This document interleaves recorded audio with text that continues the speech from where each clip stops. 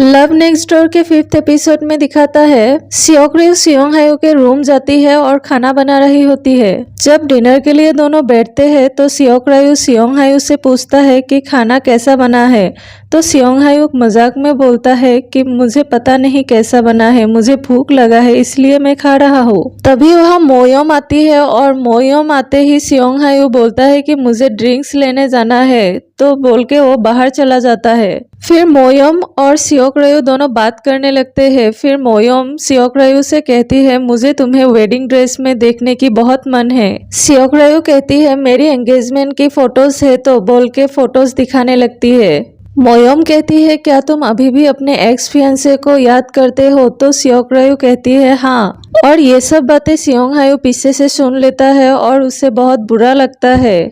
फिर वो डाइनिंग के पास आके कहता है कि मैं अपना पर्स भूल गया था। फिर वो पर्स लेकर चला जाता है। उसके बाद नेक्स्ट डे मोयोम देखती है दनहो पार्क के पास 4 लीव्स क्लोव्स ढूंढ रहा होता है। फिर मोयोम भी दनहो को 4 लीव्स क्लोव्स ढूंढने में मदद करती है और कुछ देर बाद उसे मिल जाती है और वो दनहो को दे देती है। फिर दिखाता है ऑफिस में सियोंग हायो सियोक-रयू से बात कर रही होती है और तभी वहाँ सियोक हायो की एक्स गर्लफ्रेंड जोंगटी हुई आती है और कहती है बहुत दिनों बाद हम मिले।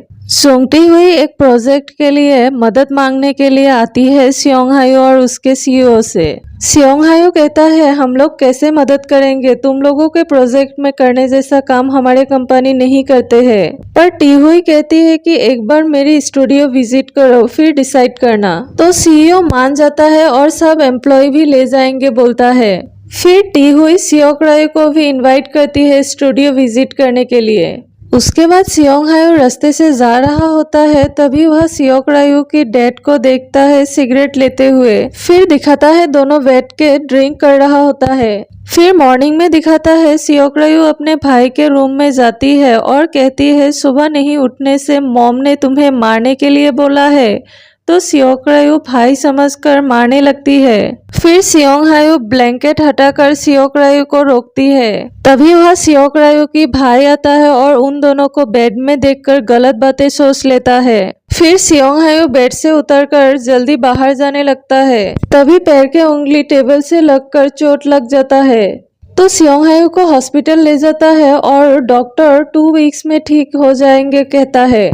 फिर हॉस्पिटल से निकल के दोनों कार से टी हुई की स्टूडियो चले जाते हैं। स्टूडियो पहुंचकर सियोक-रयू टी हुई की एम्प्लॉय के साथ पेस्ट और सॉस बनाने में मदद करती है और सियोंग हायो और टी हुई दोनों जार बना रहा होता है। तभी वहां से सियोक-रयू वॉशरूम की तरफ जा रही होती है और उन दोनों को साथ में देखकर सैड फील करती है। उसके बाद दिखाता है सियोंग हायो के ऑफिस के बाकी मेंबर्स भी टी हुई की स्टूडियो पहुंचते हैं। उसके बाद दिखाता है मोयोम और उसकी पैरामेडिक के टीम मेंबर एक बीमार बच्चे को लेने जाते हैं और बच्चे के घर में कोई नहीं होता है। बच्चे के नाम यंडू होता है। फिर मोयोम यंडू को हॉस्पिटल ले जाती है। यंडू की डैड और कोई नहीं दनहो होता है। दनहो को जब यंडू के बारे में पता चलता है तो वो फौरन हॉस्पिटल आता है और यंडू को पूछता है क्या तुम ठीक हो, और कहता है कि मैं तुम्हें और कभी अकेले नहीं छोड़ूंगा। उसके बाद मोयोम दनहो को बहुत डांटता है कि बीमार बच्चे को कैसे घर में अकेले छोड़ दिया।